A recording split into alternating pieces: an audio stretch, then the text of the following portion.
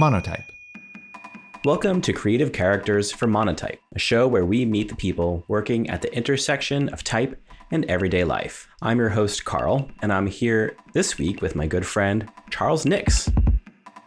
Hi, Charles. Hey there. Happy to be back. So I understand you're just back from a fantastic shindig over there in LA at Adobe Max. How did that go?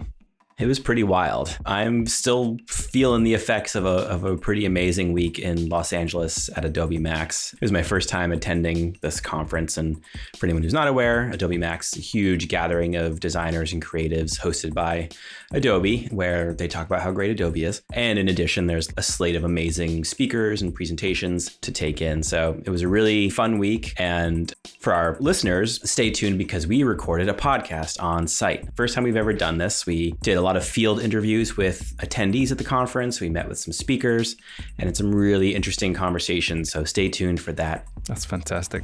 Speaking of podcasts, we are here to talk about this week's podcast, of which you, Charles, are the host. And this week's guest is someone you were really excited to bring to us and share with our audience. So why don't you introduce him?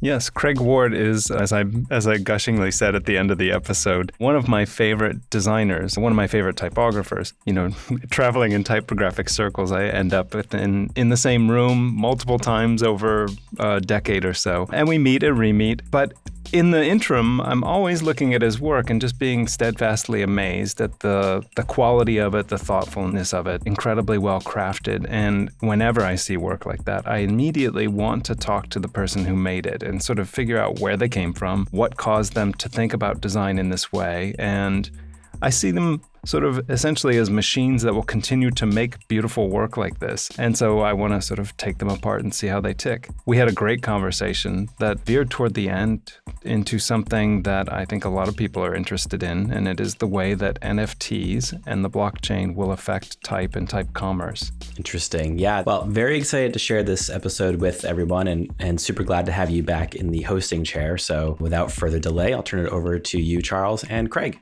Enjoy. Hey there, it's Charles Nix. I'm really excited today to be talking to Craig Ward, one of my favorite typographers. Thank you so much. I can't hear that enough. All right, Craig. So what I'm interested in is where does the spark come from? Where do you start finding your interest in art and finding your interest in typography? So I will probably use this as sort of a free therapy session, if that's okay, and just talk through it all then. I mean, I grew up in the northeast of England, in the middle of an area called the Fens, which is just the definition of nothing. It's flat. It's geographically flat. It's emotionally flat and socially flat. Oh. And there's people are very happy there, and I feel bad talking disparagingly about the place, but it was a struggle. It was a struggle. I knew I was going to need to leave, but I had no idea what would get me out of that situation. The school I went to was very academic. It was a good school. It was a really, really good school for the area especially, but definitely teeing people up for proper jobs in, proper industries with a little bit more of a structure and a pathway. But I think I sort of didn't really focus on art to begin with. It wasn't put in front of me as a viable career path. Does that make any sense? It does. I mean, growing up in Northeast Ohio, like I did similarly, art was sort of this thing that was stuck in between academics. It wasn't a pursuit unto itself. Completely. I mean, but that background has informed so much in terms of like how I've developed as a sort of a creative and as a designer. I was going to go and study journalism, and I had a university placement up in Leeds to go and study journalism, which was just something I understood. We got a newspaper every day, and I knew what a journalist did. And I had a work placement at the local rag at the Horncastle News, which was just births, marriages, and deaths, and school sports days, and that kind of thing, and job openings. And as part of the placement, I ended up going to the printer to watch the newspaper be put together. And that was where I met my first graphic designer. I'd never, I don't think I'd actually heard the term graphic design. And I was sort of 18 years old at this point. And I was curious enough. I was sort of fascinated just watching all these elements come together. It was like the photographs that I'd taken and the words that I'd written and sort of watching them come together on a screen was really interesting. And I was curious enough to sort of defer my university placement to go and do a 1-year foundation course in graphic design at the local college, just to sort of see how it went. I guess the rest is history in terms of the education side. It's funny, so my father was a printer, and Oh, wow. and the same question was put to me by Maxim Zhukov at lunch one day, like, how did you end up in design? And I described my childhood, which is sort of warped by my father being a printer. And he said, similar to your story, that his father left him alone at the newspaper printing plant, and he spent the entire day just watching everything happen. Amazing. And he said there was no turning back at that point. And he was a young boy at that point. Completely. Well, that was it, because I did the foundation course. I went off to university down in Buckinghamshire, which is just outside London. And I think in the back of my mind, and this sort of just comes back to what we were talking about, like having grown up in a very, very working class part of the country, I was really aware that I was just flouncing off to art college, and this like sense that I was going to be somehow dodging work for as long as possible.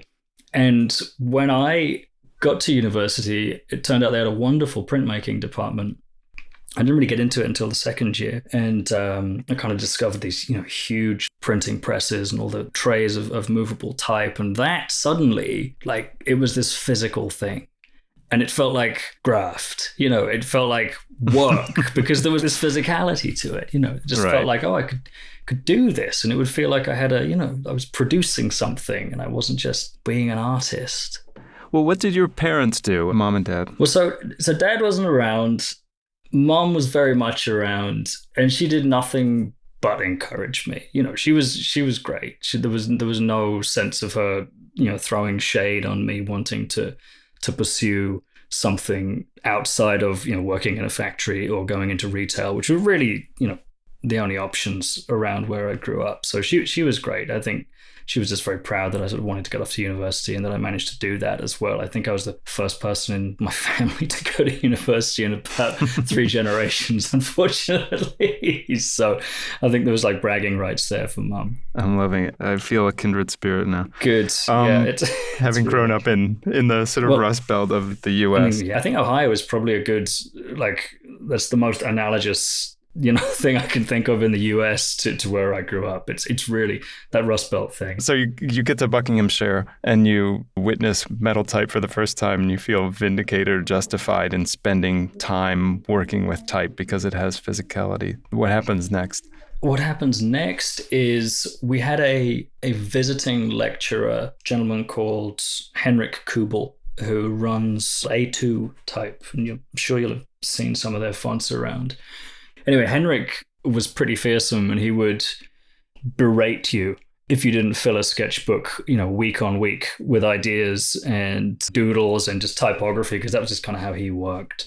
And he was the one who sort of really encouraged me to get into the printmaking department and just sort of make a mess and just sort of work with type and just kind of explore it. Because I was sort of coming at it very fresh. Like I said, I hadn't really had any real grounding in design and design principles prior to this sort of 9-month foundation course that I did. So you could sort of look at it not in the sort of precious way that most students of typography do, but it's just a sort of physical plaything. Yeah, maybe that was it. So then Henrik, of course, would be a key influence. Yeah. So I was studying art direction when I first got there. It was the same course. It was sort of graphic design and art direction. And for the first year or two, I was sort of part of a team with this guy, Phil, who was really lovely. And we got a portfolio together, but I was living in a house share with 3 guys who were on the design course. And I just got jealous of their portfolios. I had this sort of big leather-bound book of stickmen and concepts and just rushed sketches, and they had finished animations and album covers and posters and they were learning all this cool software, and I was fascinated by that as well. So I actually switched courses to the design side towards the end of the second year, which was sort of when I got introduced to Henrik, and was when I first was able to sort of get into the type side. And I figured I would just sort of come out of it with the same degree anyway, so it didn't really matter which side of the course I wanted to focus on. And as it turned out, I ended up going to work at an agency. I think they're now called Stack. It was called CMW at the time. And I just sort of got invited to do a short placement there. Two friends of mine had acquired a placement at the agency. This was before we graduated, actually.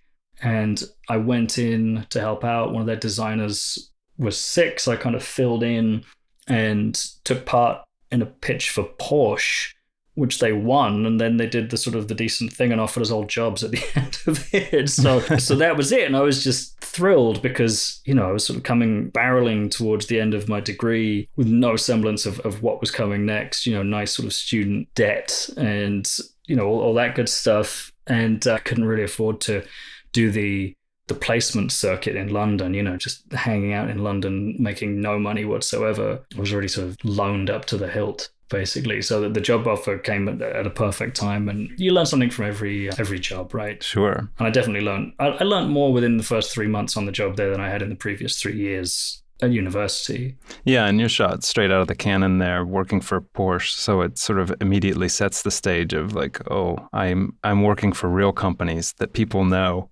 Absolutely. No, and the fact that they sort of trust you with these brands was mind-blowing to me. But I knew, as fun as that was, I knew really quickly that it wasn't going to be enough to sort of keep me stimulated as well. And I think it was my second paycheck, I ended up buying myself just a small printing press, which I set up in my spare room in the flat that we were renting at the time. A letterpress. Yes, it was like a little Adana, like 5x8. Actually, it's here. We just took delivery of all this stuff that we've had in storage in London for like the last 13 years. It's here in a box. Yeah, there's a little Adana 8x5 and a bunch of typefaces to go along with it. There was a guy who used to run a stall in Covent Garden Market who would sell individual letters. A really ineffective way to buy types. That's exactly. But I quite like the eclectic nature of having different letters from different alphabets at different sizes, and I kind of would just noodle with that in my spare time, and, you know, just make little illustrations for myself, posters for friends, and business cards and Christmas cards and that kind of thing.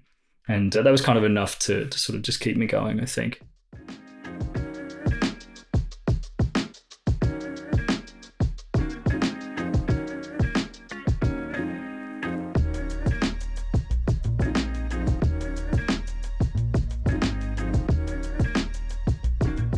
So 1.5 years later, around 2004, you're in London at Elvis. Yes, Elvis was at that point a startup. I think I was number 15 on the phone list. It was really, really small at that point. And I would say that was probably my best work experience. Like, in terms of, I don't know, just the right place, right time. We won every piece of business we went in for. The team was great. Everyone was 24 and just thrilled to be in London and just working hard. And like the camaraderie of that agency was, you know, unrepeatable. It was such a good 4 years of my life. I'll be chasing that for like the rest of my career, I'm sure of it. Was there any work from that time that you still sort of look on fondly, or as pieces of work for a portfolio? Or so I was sort of evolving really quickly in terms of my own tastes and the kind of work that I wanted to do. So I feel like I'm in my fourth career right now, and we could talk about that another time. But so in parallel to the advertising work, I was sort of evolving the typography focused stuff, and I acquired representation at some point. It wasn't like right after I joined Elvis, because they were keeping me very busy to begin with, especially like on the new business stuff. But after a while, I started getting back more into sort of working with typography and with the printmaking, and I acquired representation as a sort of illustrator on the back of my portfolio that I built in that space, you know, just sort of working with my printing press. And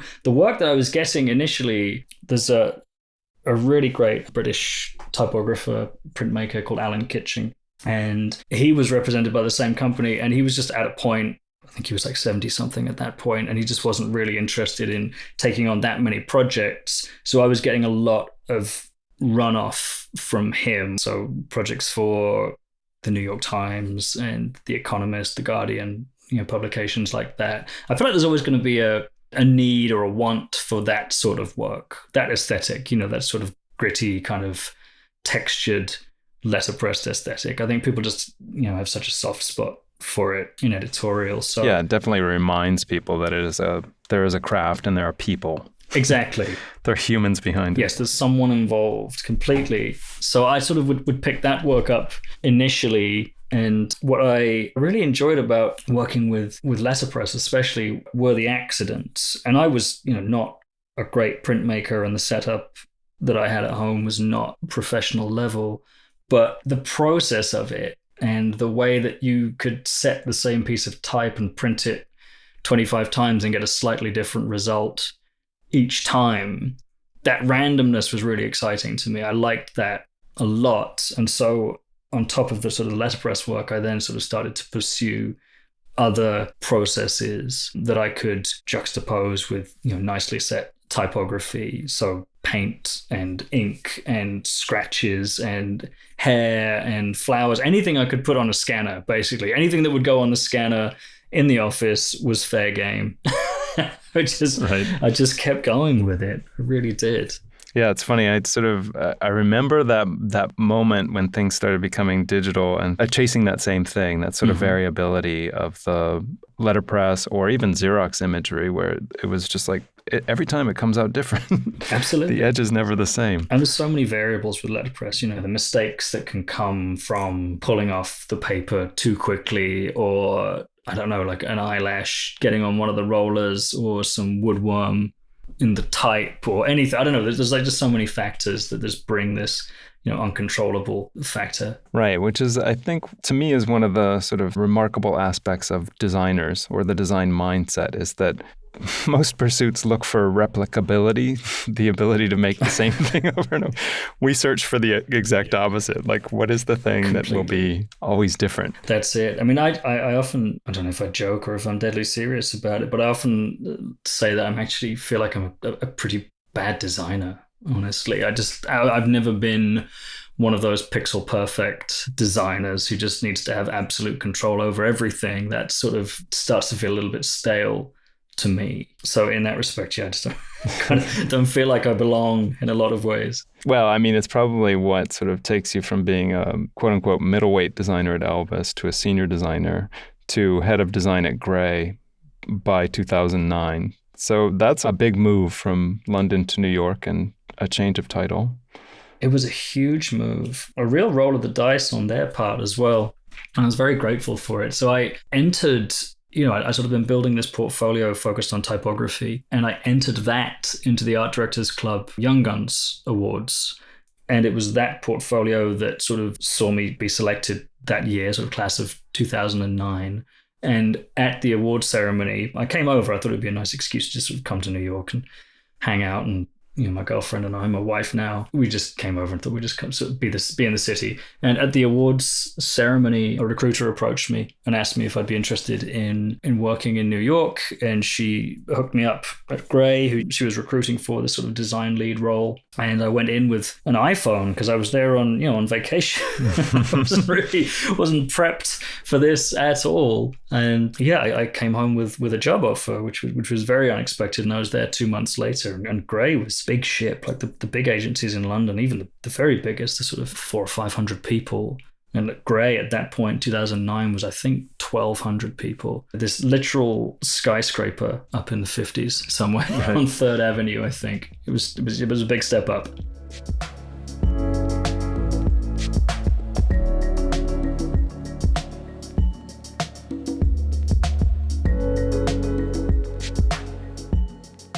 I mean, you stayed there for 2 years and you did a lot of really sort of seminal work during that period. Thank you. I struggled with it to begin with. I struggled with the drop off in pace, I think. That was my big hurdle because, you come from these sort of smaller, more nimble London agencies where, frequently you have to wear a lot of hats. And then suddenly I was working with these Fortune 500 monsters, and project length just went up exponentially. So that was probably my biggest struggle. I just felt like I didn't get enough work out, I think. I mean, I was very protected there as well. I was really grateful. So the chief creative officer was a gentleman called Tor Mirren, who's now VP of marketing over at Apple.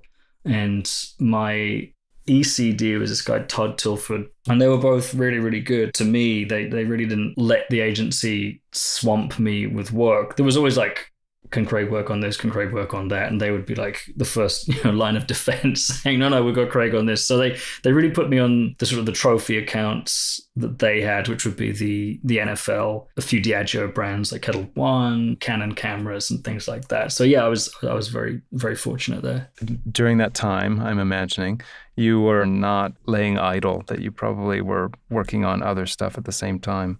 A little bit. I was still sort of taking on the editorial work, but it had sort of started to cease to justify itself. Those sort of New York Times calls on a Friday and they need the art on Monday. That's sort of, when you already have a head of design role at a major agency, right. And your weekends are, frequently spoken for anyway. So they sort of started to dry up, and that was, partly on me as well. I just sort of stopped pursuing them. By the end of my time at Grey, I mean, I did just over 2 years, and one of the reasons for that was because it was a 2-year contract, so it was sort of like a golden handcuff situation. Right. But by that point, I definitely felt ready to get out and try and do something under my own steam. So it would be quite a long time before you went back to work in-house or at an agency, rather. I mean, it's a good stretch, 5 years before you joined Deutsch. Yes. What happens in that period? So in that period, I sponsor myself for an artist's visa, an O1 visa, an alien of extraordinary ability. Signed off on a couple of those, yes. And I didn't know if I was going to get it, and I figured if I didn't get it, I would just spend a little bit more time in the States, do some traveling, and then head back to London. Not a bad second prize as far as I was concerned at that point. I obviously got it, and just through people that I'd met while I was in the city, I ended up sharing a studio up in Greenpoint with photographers, Steve Brahms, and another photographer, Jonathan Pilkington. And that worked out perfectly because I was really sort of trying to get back into sort of doing these really intense sort of photographic pieces with a lot of camera work and equipment needed. It was sort of like set design. Right. It was like a hybrid of illustration and typography and set design, the sort of these three-dimensional typographic pieces. So that was my focus. It was a lot of advertising work, a lot of campaign work. I worked with most of the agencies, I think, like DDP and Droga 5. And I think New York, the advertising scene is New York. It's very migratory. People kind of just float around and drift from agency to agency. So having been in an agency of over 1,000 people over the course of 2 years, a bunch of those people went off to work at McCann, at Ogilvy or whatever. And they were the ones who were then sort of commissioning me to work on these campaigns at their agencies. But you did eventually get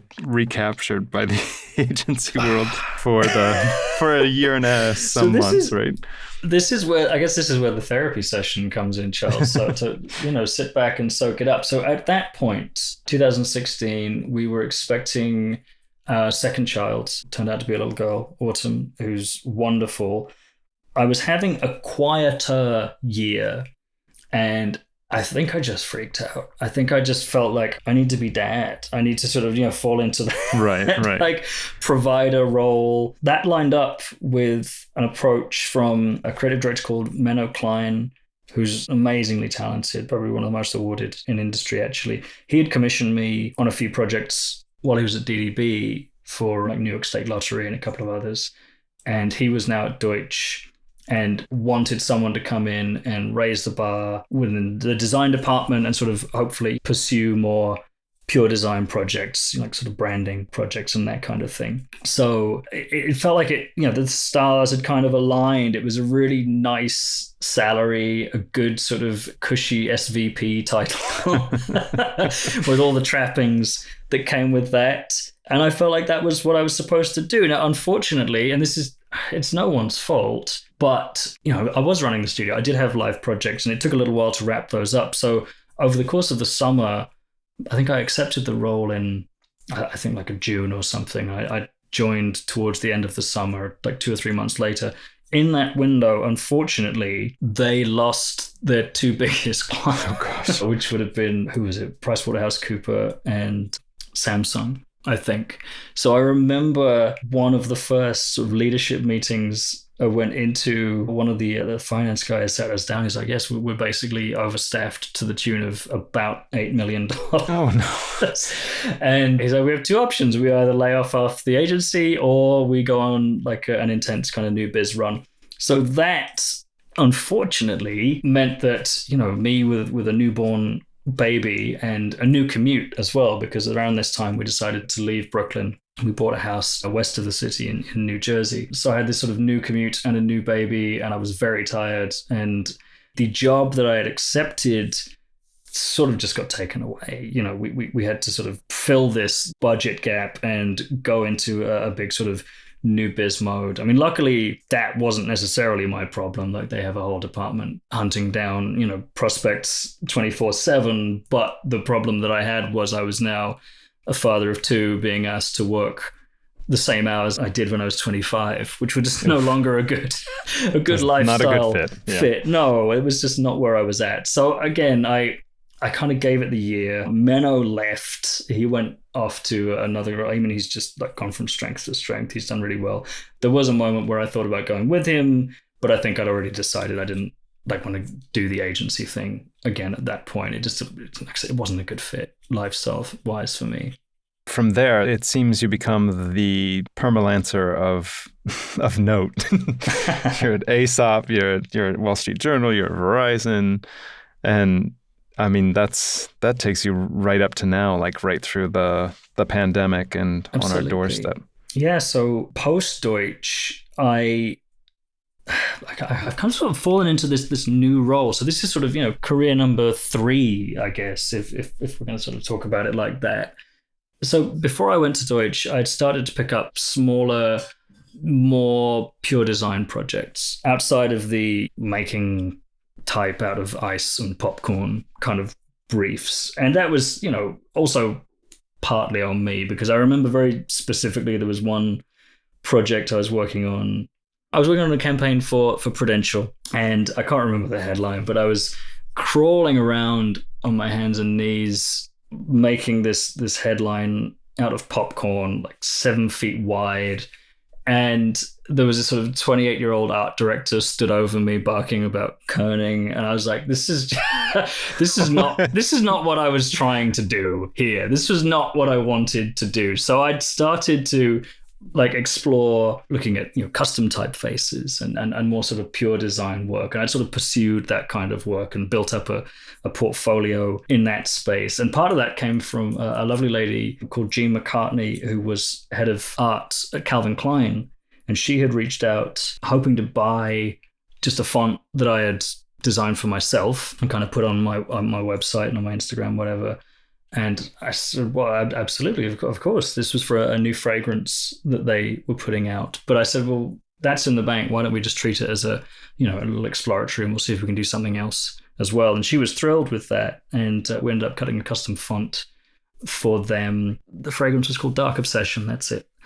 And it was their first sort of in-house fragrance, which they'd done for a long time as well. I think they'd been working with Coty prior to that. So it was a big deal for them, and they really wanted to do something special with it.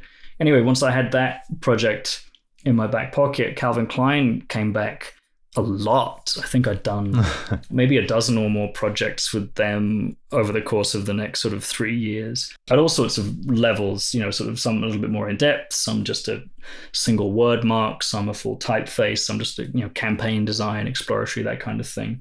And so with that, I started to accrue projects in the beauty space. And you've met me and you've seen me, and I'm in no way, shape or form fashion and beauty, but the work, I think for a few reasons, has always sort of done well in that space, because a lot of it is about contrast, and it's this sort of there's a starkness to it, I think. So I started picking up some work for Aesop, and I did probably 7 or 8 projects with those guys, acting as basically a fresh pair of eyes. And I was able to sort of go in and not be shackled in the same way that you are, or you can be sometimes when you work in-house. And they would bring me in for like store launches or a book design or mailers or promotional pieces or partnerships, that kind of thing. And so they were acquired by a company called Natura in, I think, 2017. They're the guys that own the Body Shop. And Aesop had enjoyed this very slow, measured growth over the previous 25 years. And I think that was sort of gone with the acquisition. They had to sort of get ready to scale very quickly. And I think Natura basically wanted, kind of a posh version of the Body Shop that they could put in every shopping center. So it kind of came out in the wash that Aesop had never formalized the brand. They didn't have any brand guidelines as such. There was no like singular Aesop brand book, which blew me away because you look at that packaging on the shelf and everything, looks like soldiers. But in terms, and that was also done in a silo out in Sydney. So there was a reason that was consistent. But the communications, the marketing, there was really no consistency across that at all. They didn't have a grid system or a layout principles. So I was well placed, having worked on the various projects that I've worked on over the previous few years, to sort of go in and work with them for about 6 months, sort of straddling the New York team and the Sydney team and all their various parts of the company to sort of distill these quite sort of esoteric sort of word of mouth guidelines that had been floating around. So the founder, he'd always been the proxy guidelines. They would go to him and say, Dennis, what do you think about this? And he would, pinch the bridge of his nose and divine things like, oh, well, we always use an odd number of columns in our grid, or we always use an odd number of words in our headlines and things like that, and really no thought into why that was the case. It sort of all hung together, but there wasn't really any reasoning for it. And they were really big on, the rule of thirds and things like that. But they started to chase their tail a little bit, because it was like, well, what happens when we have 7 columns in a grid and we still need to divide that by 3? That kind of thing. So I went in and spent 6 months with them trying to, trim the fat and help them make sense and find some sort of red thread through all of this. And we put together this really robust sort of 250-page brand book. So theoretically, someone could come in off the street with no knowledge of the brand and make something that felt and sounded and looked like Aesop, and didn't hopefully lose too much of that charm. I mean, it's obviously a beautiful brand, and I was very much standing on the shoulders of giants, I feel like, with that. But with that in my pocket, that sort of set the tone for the last 5 years, which have been these real deep dive, quite granular sometimes projects, working with brands who maybe have a brand or maybe want to refresh it or move it forward or formalize it or tighten it up. I did like 5 months with the Wall Street Journal, acting as a go-between their strategic agency and their in-house team. And they'd got themselves into a real pickle. I think they have something like 27 Twitter channels, and every avatar was completely different, different size logo, different sort of secondary type, like not really any thought into the color scheme of it. So again, sort of I went in and helped those guys sort of just tighten everything up and formalize it. And so that's sort of been more or less it. So working with those guys, Archer, an amazing startup out in Palo Alto, doing these vertical takeoff and landing air taxis. That would sort of get you from JFK to downtown Manhattan in 7 minutes versus the hour that it currently takes you. I mean, the tech was mind-blowing. Yeah, it's an amazing project. The artist renditions are so crazy. And I think they're a couple of years away from being in the sky. There's all kinds of regulations for that, but a really, really cool project to be involved with. I'm struck by with Aesop and Wall Street Journal that there are like 2 different sides of a branding coin that I won't name who it is, but one of the agency creative directors that I talked to a few years ago said, yeah, it's always fun when a brand comes to you and they have a very clear sense of who they are. They have a history and they have an understanding of why they do what they do. It makes branding them very easy, which is what I get from Aesop, is like all of that stuff can sort of exist in the ether because they have a clear sense of how they evolved and who they are. Completely. Whereas Wall Street Journal just sort of like, it becomes this thing over time that gets very disjointed and both of them require a strategic thinker like you to come in and sort of help them see the forest from the trees and put it in order to go forward. But they're very different versions of the same problem. They are. And I like that there is a clear goal at the end of it. I know what I'm trying to do. There was so much guesswork and experimentation, which I enjoyed in the work that I was doing in the early sort of part of being self-employed. But it was just, it was also nebulous and like ill-defined. And people would come to me looking for ideas, and you just sort of spend so much time pitching ideas and putting decks together, and a lot of them just never go anywhere. But I like with a project like the Wall Street Journal or Aesop, and they have problems to solve, and it's sort of a little bit more just defined in terms of my role and what the expectation is.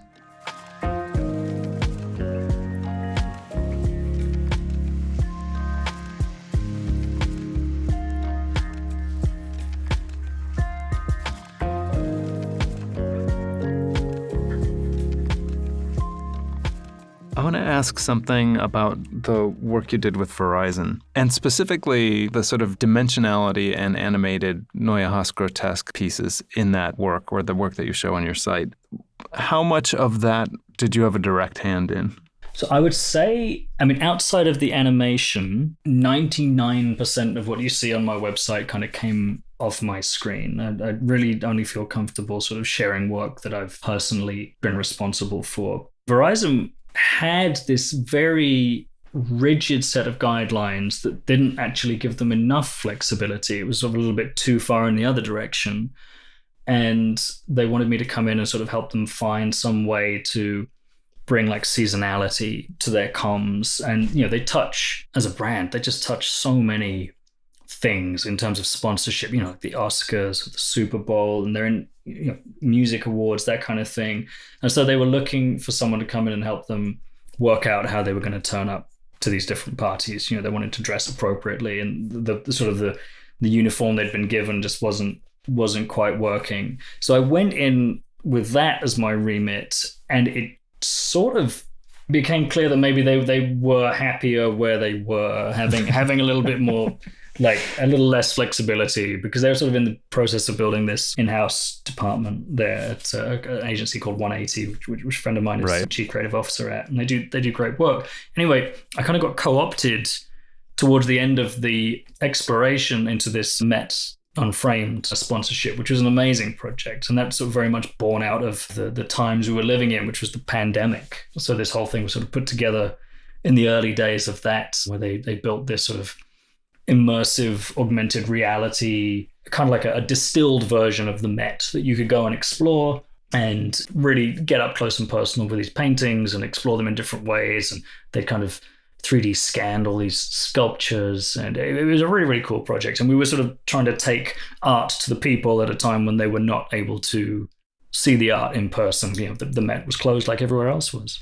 Well, I bring it up in particular just because the look and feel of the Neue Haas-Grotesk, bold, Verizon, probably one of the most consistently executed brand identities in the last 10 to 15 years. Right. It's just like amazingly consistent from the customer standpoint. Yes. But what you did with Neue Haas-Grotesk in that particular Met campaign, in terms of adding the fold and dimensionality to it, is, I mean, I look back to Helvetica through the ages as this sort of like, it's almost like a looking glass for creativity. You can see people find it as a design, and it's sort of like neutrality, simplicity, clarity. Absolutely. And then they find a new way to twist it.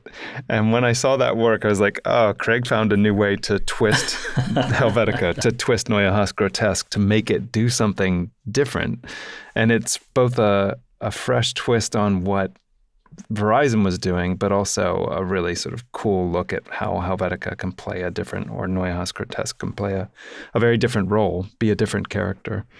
Absolutely. I mean, it's something I've gone back to time and time again. The blankness of Helvetica and its bolder weights especially were just a really good canvas for me to work on top of when I was doing a lot of the more sort of process-driven work, when I was sort of embellishing it with ink and paint and hair and flowers and everything. So I really feel very comfortable working with that family and you know, all the relations thereof. But yeah, I mean, the Verizon one, it was at a conceptual level, we were sort of just showing art from a new angle, basically. So that was what sort of informed the animation style there. We were trying to sort of flip this and show different facets to the messaging.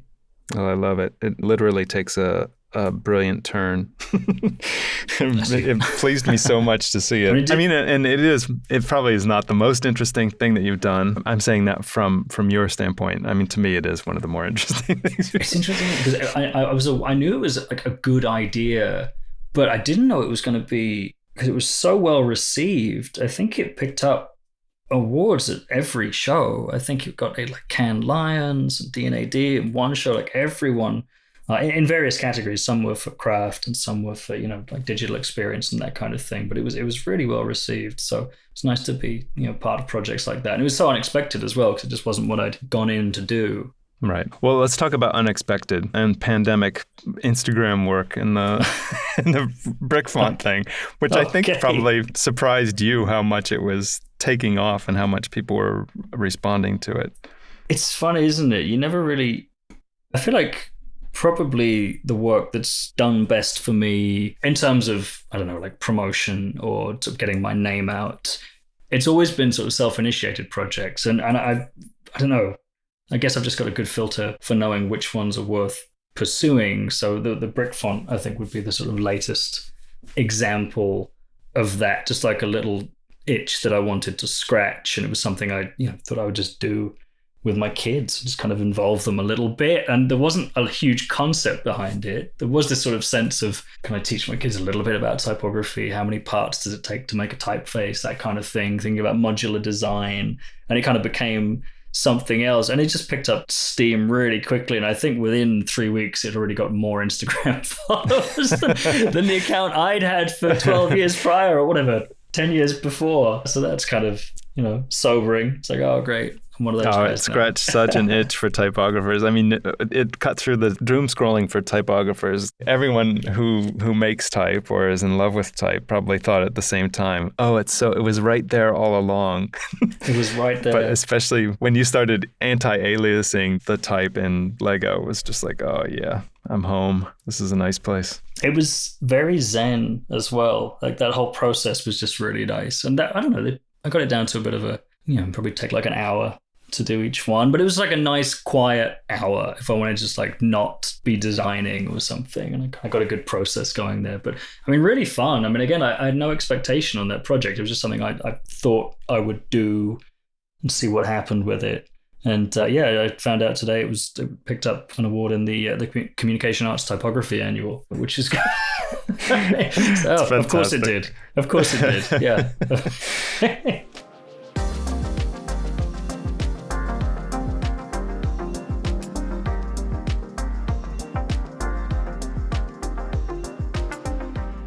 So, Craig, I want to talk to you a little bit about NF type. I'm happy to talk to you about it. I'll sort of talk your ear off about it, actually. For the uninitiated, the people who haven't read your white paper on nfty.pe, tap dance through a general explanation of what it is. So it didn't start out like this, and I'm sort of conscious of not wanting to make like big lofty claims about it. But what it's become is this it's a platform that sort of represents a complete rethink of the type industry as it currently stands. It brings together this sort of new way of creating typefaces, a new ownership model, and this sort of new microeconomy is created in the process as a byproduct of that. So it's sort of geared up to sell what we're calling NF typefaces. But an NF typeface is a font that has been designed to incorporate unique visual attributes across its character set so that no two alphabets are the same. And this is achieved through a combination of modular, component-based design and generative scripts that are kind of written into the typeface itself. Does that make any sense? It does. So, I mean, everyone who gets an NF typeface gets a unique typeface. Exactly that. And it's really sort of asks enough questions of the industry for me to, sort of, to want to pursue it. And I'll just talk to you a little bit about the genesis of it, because I think where it came from is a very innocuous place. It was a very organic moment where three very different factors just sort of came together. So at the beginning of the year, I was working with a video communications platform on an internal brand refresh that may or may not see the light of day. And one of the first conversations we had was them asking me, can we do a custom typeface? And I was like, well, absolutely. You are, insert name here, you have infinite money. And yeah, of course we can. But what they didn't have was time. And obviously time is a major variable in the design and creation of typeface. Also by the nature of their business, they're present in every territory. So they needed, every language obviously needed to be covered up. And there's really only one game in town for that, which is, Monotype's baby developed for Google with Noto Sans. And that obviously took 5 years to develop. They were working to a much more aggressive deadline. There was a software update that they wanted to roll out in the summer. And so it was sort of decided that they would just work with an existing typeface. And if they could sort of tweak it a little bit, then so much the better.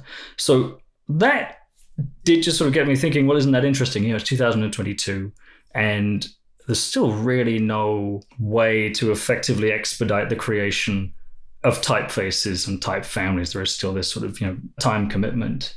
And, it's something that architecture has solved over the years, just sort of by taking this sort of modular approach. When we need to go big quickly, we go modular, and that sort of just makes things scale more quickly. So in parallel with that, with this sort of commercial project, I had the Brickfont project, which was just sort of conceived in a pandemic lockdown as something to do with my kids and was really with no aspirations for it as a project whatsoever. But it did, by the nature of it, it's Lego, it did sort of just start suggesting these questions of, how many parts does it take to make a typeface? And it suggested this sort of modular approach to creating type and creating fonts. And that kind of in combination with this third aspect, which was the fact that my agents, a company called Management Artists, had just co-launched an NFT marketplace called Culture Vault, which is like this curated marketplace. And they'd been on at me, just on my shoulders, in my ear for months about trying to think about a way into that space. And suddenly the planets aligned where I was like, well, what if there's a way to combine modular type design with this blockchain technology and this sort of generative aspect that sort of is part and parcel of the NFT space to sort of create unique fonts so everybody gets their own version of a font. So that was what it sort of started out as, and then it just sort of started to ask more and more questions and suggest kind of more and more things. Right. And your white paper actually has in its introduction the litany of questions, which are short, so it's not a true litany. Right. We're not going to fall asleep reading them. But the first one is how can we continue, or how can we combat the continued commoditization of type design, which of course asks in its phrasing a bunch of other questions, which is like, who are we? What do we mean by commoditization? Are we talking about type design or type consumption? And is it really combat? Is it with me or against me argument? Or is this a sort of ecosystem that lives alongside of what already exists? Exactly. And I'm sort of really interested to sort of talk to you about this because you're the first person I've really spoken to about this on sort of the more corporate side of things in terms of not you personally, but just like Monotype and the way everything is sort of set up. So we're really interested to sort of see how it feels to you. But I think anyone more or less involved with type and type design would broadly agree that it has become commoditized, which is just due to a lot of factors, the proliferation of type and just the way it was not necessarily well policed as we sort of moved into the digital era, over the last sort of 30 years with the internet. I think it's in the white paper. I think there's something like 800,000 or 900,000 cataloged fonts in existence. Most of those exist online in some form via various nefarious means that can Right. more or less be found. And if you can't find the exact font you want, you can sort of find something that's, as good as or close enough, And so I think that's what we sort of mean by the commoditization of type. So in terms of how do you combat that, it's a really big question. But what the NF Type platform sort of aims to do is to introduce these sort of two factors which are kind of good foils for commoditization. So it brings in innovation and it brings in scarcity. And so the innovation aspect, sort of bringing a new product or a new user experience that sort of better meets needs is kind of one way to sort of have people invest in the new product versus the old product. And scarcity is really the only factor that will ever bring truly higher value to anything. If you just sort of make Right. less of it, that's sort of one way that's just sort of universally acknowledged to bring that. So we're creating 1,000 versions of each of these typefaces. Alternatively, they're available for just 1 month. If it doesn't sell 1,000 versions in that month, it sells 798 copies of it are sold. Those are the only copies that are going to be available. So that, by its nature also sort of makes it a scarce asset. And it's that in combination with the sort of the smart contract tech, which is, and this is where people sort of start to fall asleep. But I don't know. I mean, how do you feel about that whole thing? Because the NFT space, I've been very skeptical about it. I didn't jump onto it straight away. I sort of sat back and just sort of watched what happened. And I think everyone's problems with NFTs are that, for the time being, for the immediate term, that the term NFT has just become conflated with JPEGs of monkeys and questionable bowling alley graphics selling for tens of millions of dollars. And it's everyone's very suspicious of this, and they're rightfully so. That, there's more than a whiff of a gold rush about it. And the criticism I hear about NFTs and the sort of smart contract tech underneath it are kind of the same ones I used to hear in the early days of the internet. It's pointless, it's a waste of time, it's a waste of money, it's a waste of energy, no one's going to use it, doesn't pertain to me or my life in any way as I can see it right now. But I think at the point where you or I are able to walk into Uniqlo, any shop, and pick up a t-shirt, pick up that black shirt, scan the little label on the back and see who made this garment, where did they make it, how much did they get paid for it, where did the cotton come from, what was the carbon footprint of this garment, what's the store's markup on this. When you're able to get all that information, that's a game changer. And I think any industry where provenance is a key is a really good use case for smart contract technology. And I think typography and the type industry is a really, really good use case for the tech. Yeah, I mean, we have dipped our toe at Monotype into NFTs with the Helvetica Now NFT project, which was very much about not the artwork so much as the community surrounding the ethos of this weirdly sort of universal typeface, the sort of outlier by its popularity. But it's like display type and text type. The display type is that sort of NFT imagery. The text type is what all of us in design and font engineering are thinking about in terms of the practical applications of NFT. I mean, new is new. We all know that new is great. We all want, as designers especially, the newest typeface. I mean, occasionally we do want something that's been around for a while, but that is the commodity. But this idea that what is new by virtue of its newness also has some inherent scarcity, that I know what's new because, I'm a typographer, I'm a designer, and I'm in a position to sort of see what's going on and what's new. That is a very valuable thing, and something that sort of acts as a mechanism for connecting those seems really, to you and to me as typographers, seems really powerful. So I'm completely with you. You're sort of gating the scarcity in a way to make it all the more seductive and all the more exclusive, while at the same time protecting both the users and the designers of the type. Exactly that. And it will also help with the policing of usage and ownership. So a couple of things happen when these fonts are generated. You get the unique alphabet, you get a pictorial representation of the alphabet, which could be a character sheet or it could be just A, B, C, D. So you get like a JPEG export, which is, goes onto the NFT marketplaces. And in addition, a hash number for each version of each font is generated. So you're able to track the combination of the elements. And basically, if you sort of search for that hash number online, if you start to see more than one instance of that online, then there's two copies of this floating around, and the ownership is sort of legally verifiable on the blockchain. I think that's kind of an interesting aspect as well. Right. You do get up to a point in the introduction to your white paper where you say, can we measure type's cultural worth? And this to me is something that seems so obvious, but at the same time so difficult to prove. When you're forced to sort of articulate what the cultural value of typography is, we fall back on things that don't have a metric. Yes. So I'm interested to hear you talk about the differences between financial worth and cultural worth when it comes to typography.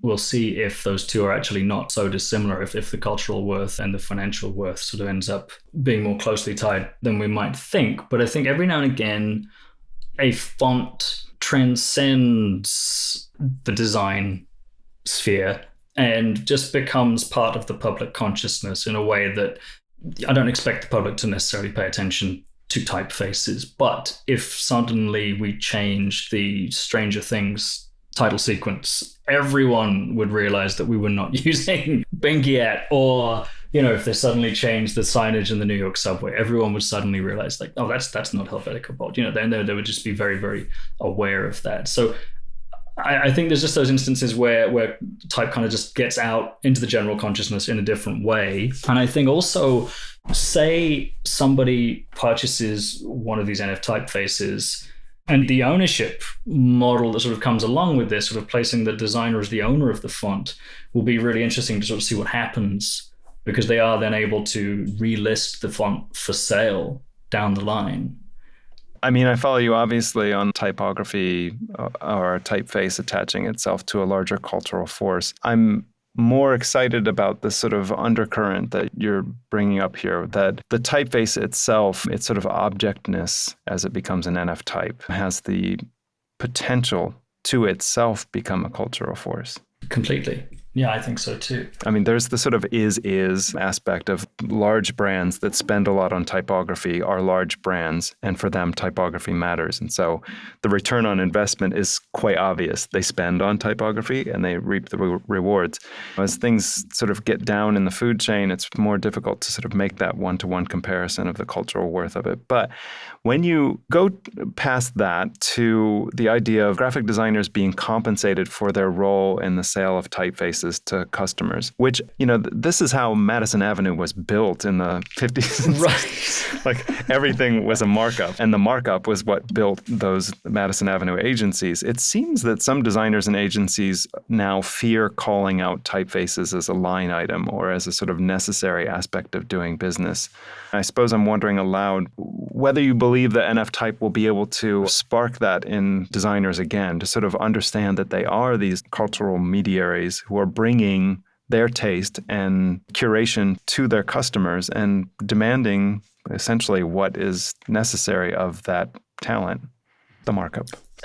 This is where it gets to be, you know, a little contentious, right? And this is, right. I'm very aware that, you know, the industry is the industry. I love the industry very much, but I know there is a sort of a resistance to change. And I can immediately hear some people just being like, well, what do you mean? Like, what? This isn't an issue at all. Like, this is how it should be. This is the way it's always been. That Foundry has designed the font. The designer has acted as intermediary, sort of used the font, and then the brand kind of comes to us and buys the licenses. And, you know, this is really just sort of a byproduct of putting the fonts out in the way that we are going to. And it does now allow for designers to see financial reward here as well, by the fact that they are the legal guardian. You know, these fonts can only have one legal owner at a time, be that an individual or a business entity.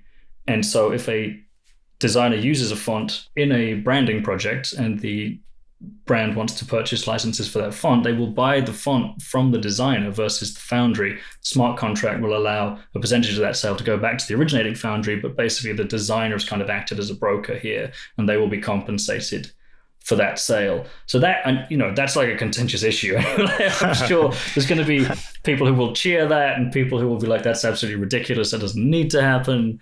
But well, I mean, it's one of the things that I found immediately seductive about Uber and also online ordering for food. And now we're sort of waking up to what the gig economy's true costs are. But initially, the idea of not handing money over and calculating the percentage of tip here in the United States on either of those things, the exchange of food for money or the exchange of services for money, was, I think, super seductive to a lot of people. That idea that I don't have to talk about whether it's 15% or 20. I don't have to hand money through the glass or through the doorway. That this idea of NF type has the potential to sort of smooth over some of that difficult discourse too, just by sort of, it's automated in a way. Yeah, it'll be interesting to sort of see how it pans out. I mean, there's so many unknowns with it. You know, I think ultimately the industry is going to tell me whether this is a good idea or not. I would hazard to say that the industry will tell you based on what the things are. And I mean, this is to bring it back to your work specifically. The through line in your work creatively is that it's creative. It's not that you're using the same typefaces over and over again or any one typeface ever again, but that you are consistently thinking through the concept and coming up with unique solutions to the problems, or even reframing the problems to make them better solutions. Have you thought about any of the actual typefaces for NF type yet, or do you have prototypes? Yes, so there are half a dozen or more in progress. And I didn't want this to be like the Craig Ward show. You know, I was sort of keen to want to incorporate other designers because I was like, well, this is an idea and this is a technology and this is something I can create, but then I would like to see what other people do with it. So I reached out to studios like Build, Michael C. Place's studio, Sawdust, Tom Hingston's studio, who else? Zipeng Zhu, Chien Tam T, Matt Willey is working on one as well. So we have 5 or 6 really good candidates in progress. My proof of concept font is complete. That's kind of working and ready. The website is sort of ready to go. I just sort of want to wait until we've got 3 or 4 in the barrel before I really start making noise about it. I think we're looking to sort of get it out in January or February, I think, early next year, once we have, something else to sort of show. But yeah, I mean, I'm really excited about it. Yeah. Well, I can't wait. I know that we've all been sort of collectively lulled into a sense over the last 30 years with the sort of introduction of digital into our lives that now in 2022, this is how things are. But NF type as a concept and digital type as a previous format or dawn of digital format is ripe for disruption. And I think that just at least shaking the tree a tiny bit and asking people to rethink the way that they interact with type is really healthy. That's it. And there's certainly, no desire to be antagonistic. I feel like my most successful projects, certainly personal projects, have always sort of started with a what if or how about this, and this sort of process-led nature of, the work that I'm probably best known for, the fact that I sort of set something in motion and let the process kind of define the end look. This is really just another manifestation on that, and it's sort of getting other people on board. And I think that there's a sort of really interesting tension between the type designer, who is by nature so specific and Teutonic and just sort of needs to, control every facet of everything, and asking them to surrender a little bit of control, 10, 15% of the font to a generative script. They can still design these components, these modules that the script will be able to choose from, but it will have this slightly more random sort of end product. And it'll sort of be interesting to sort of see how they respond to this as well. Like I said, I cannot wait. I love the work that you do. I love the idea that you're expanding this into a sort of communal effort and that we're going to see that iterative creativity from some really talented people. So I will watch your space. This is the kind of conversation that I think you and I would have over beers at a pub or over a cup of coffee if we could get together. But I'm glad we could do it here and other people could hear. No, absolutely. It's been a total pleasure. And thank you so much for taking the time and having me on. Until next time.